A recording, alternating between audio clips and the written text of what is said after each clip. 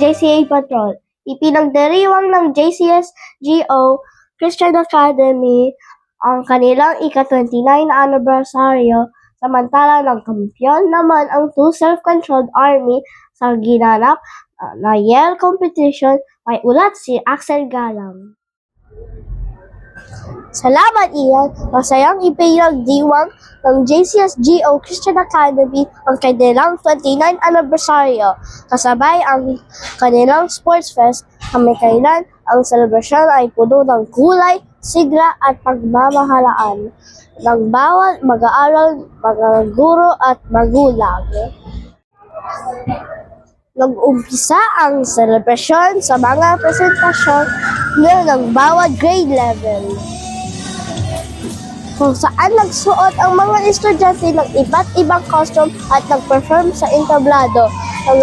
Naggagandahan at nagargulguhan ang mga bata habang ipinapakita ang kanilang sayaw at talento.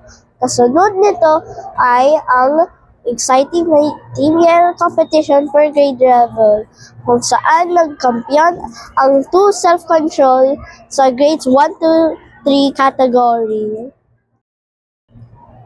Hindi rin pahuhuli ang mga finalists sa Mr. and Mrs. Sports Fest na nagpakita ng galing at kumpiyansa sa entablado. May mga paligsahan sa sports tulad ng tug-of-war, ball games, ang basketball at volleyball, at iba pang exciting na aktibidad. Lahat ay nagsaya at natuto ng sportsmanship at disiplina.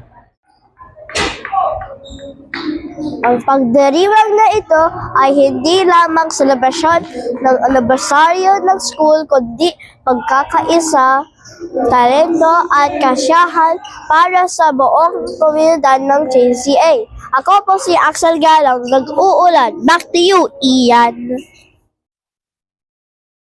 Salamat, Axel. At yan po ang balita sa JCA Patrol. Sa araw nito, ito po si Ian Larena, nag-uulat.